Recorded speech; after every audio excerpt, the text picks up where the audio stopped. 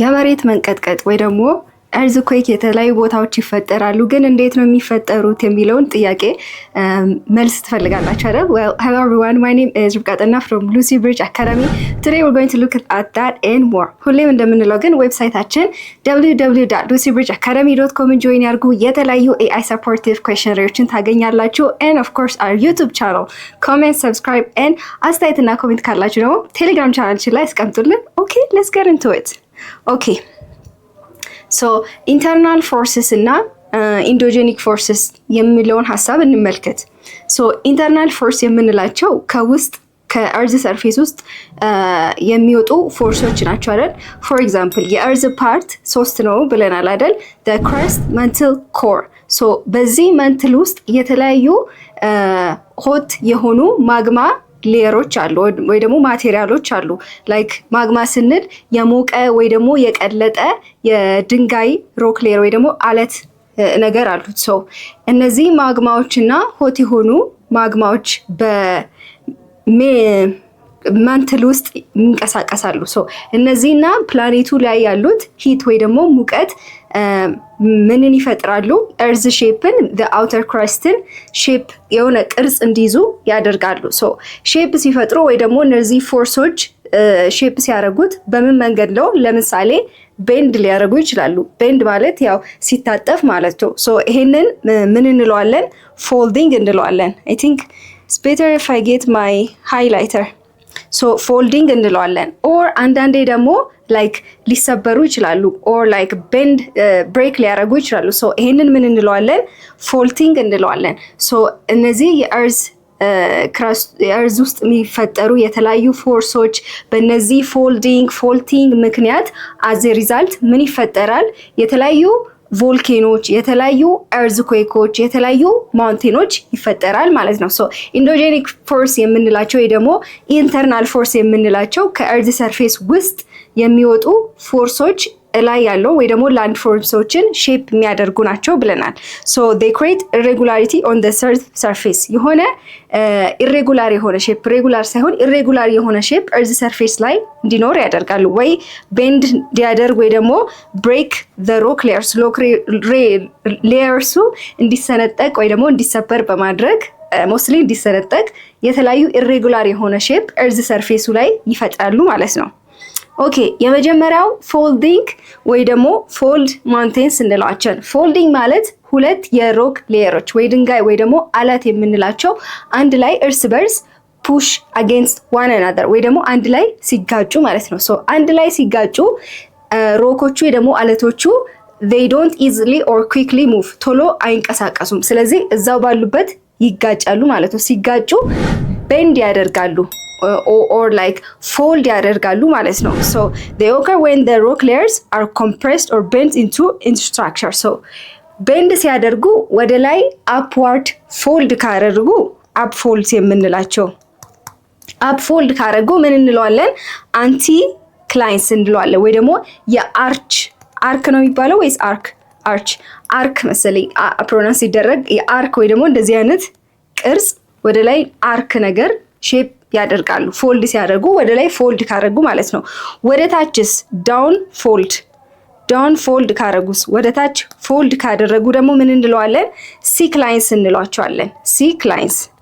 ሲክላይንስ ደግሞ ወደ ታች ፎልድ ሲያደርጉ ማለት ነው። ለምሳሌ ይሄ ፎልዲንግ እንዴት እንወስደዋለን? ለምሳሌ ቤት ውስጥ ያለው ምንጣፍ ለምሳሌ ከወሰዳችሁት ይሄንን ምንጣፍ በእጃችሁ ፑሽ አጌንስት ዋን አናዘር ወደዚህ እንደዚህ ብታጥፉት ምን ይፈጥራል? የሆነ ሪንክል ይፈጥራል አይደል?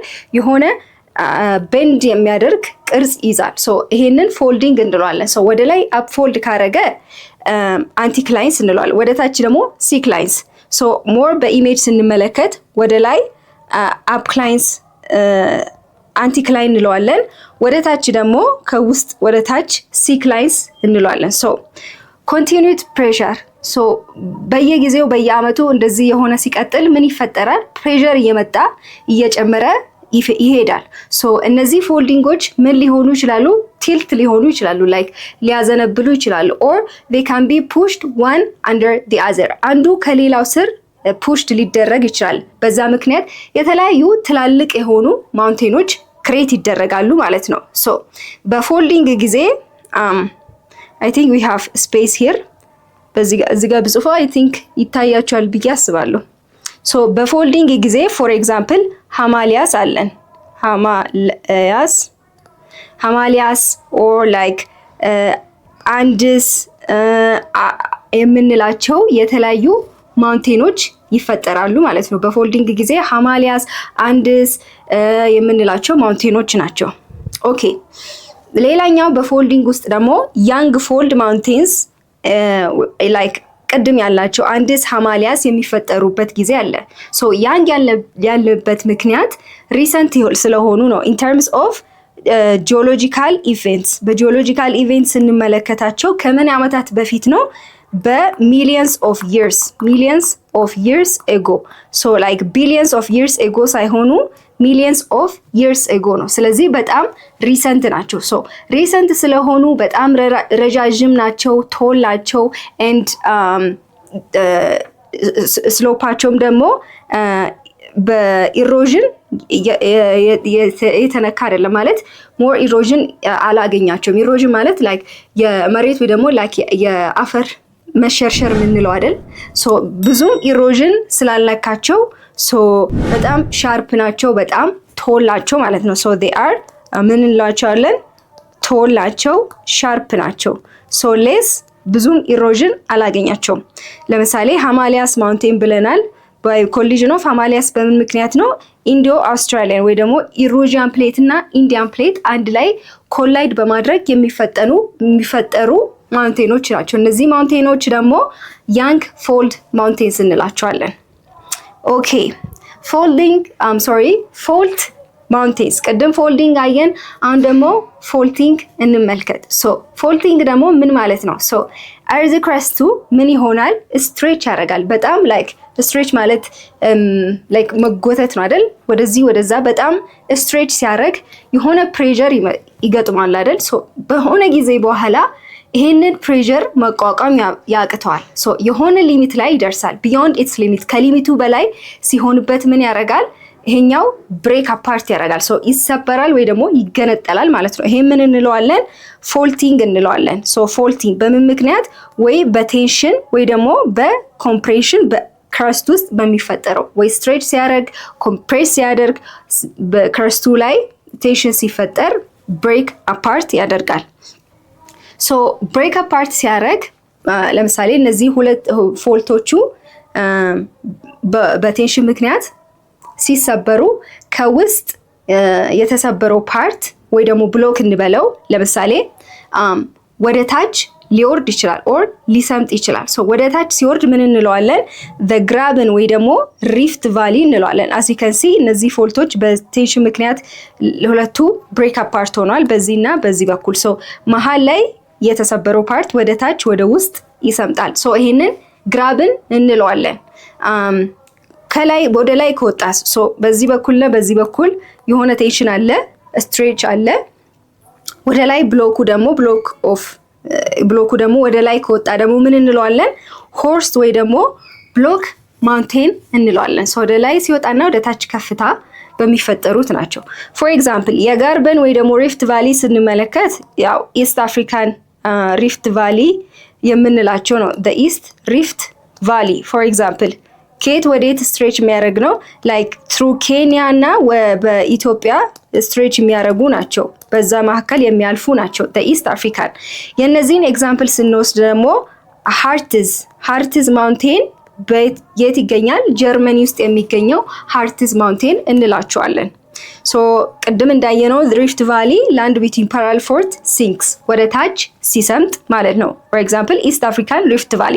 ብላክ ማውንቴን ደግሞ ዌን ዘ ላንድ ቢትዊን ፎልት በእነሱ በሁለት ፎልቶች መካከል ወደ ላይ ፑሽ ሲደረግ ነው። ሶ ሃርትዝ ማውንቴን ላይክ ጀርመኒ ውስጥ የሚገኘው።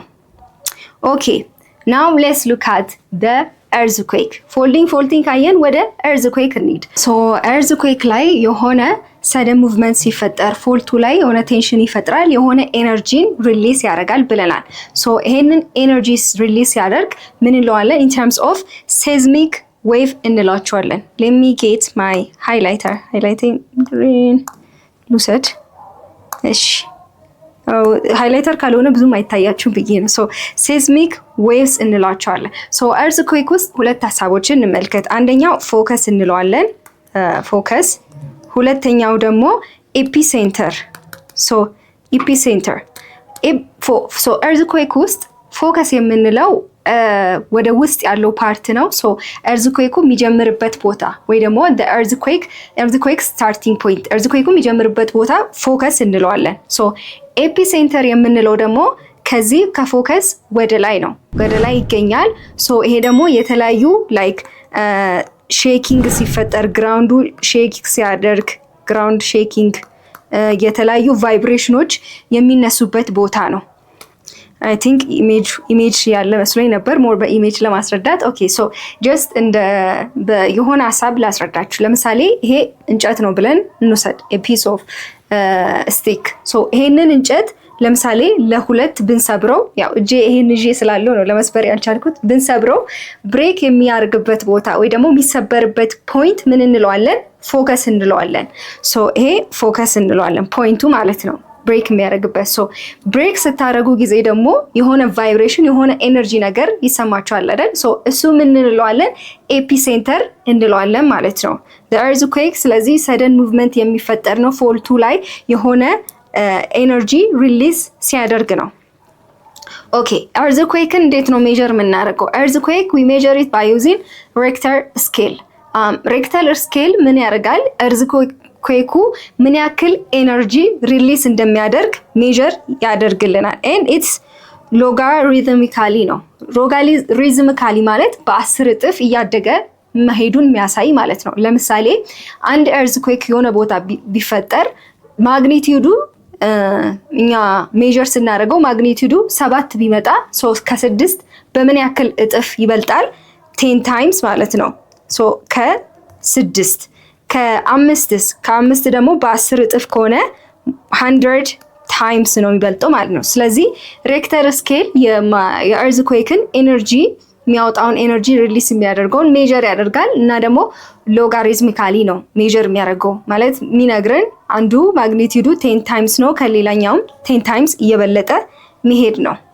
ሶ ፎር ኤግዛምፕል ማግኒቲዩዳቸው 6 የሆነ ማግኒቲዩዱ እርዝኩዌክ የተፈጠረበት ቦታ ምን አይነት ነው? ለምሳሌ ህንፃዎች፣ ቢልዲንጎች ኮላፕስ የሚያደርጉበት ጊዜ ነው።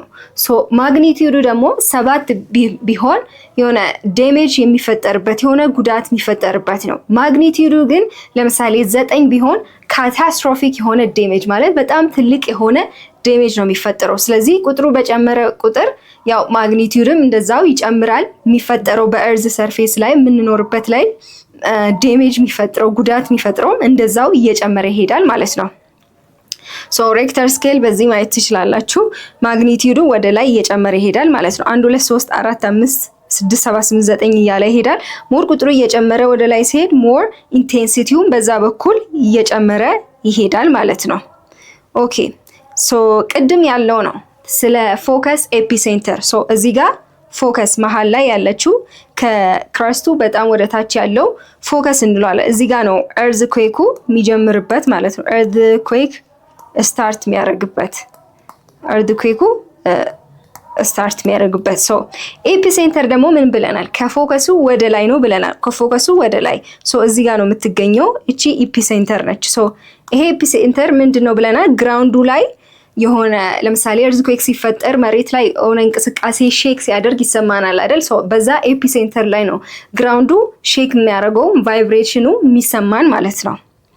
ኦኬ ሞስት እርዝኩዌክ የተለያዩ እርዝኩዌኮች ራንደም አይደሉም ማለት እንደ ድንገት የሆነ ቦታ የተፈጠሩ አይደለም። ቤት በኩል የሚፈጠሩት ብዙ ጊዜ አራውንድ ፓሲፊክ አራውንድ ፕሌት ባውንደሪ ላይ የሚፈጠሩ ናቸው። ለምሳሌ ሪንግ ኦፍ ፋየር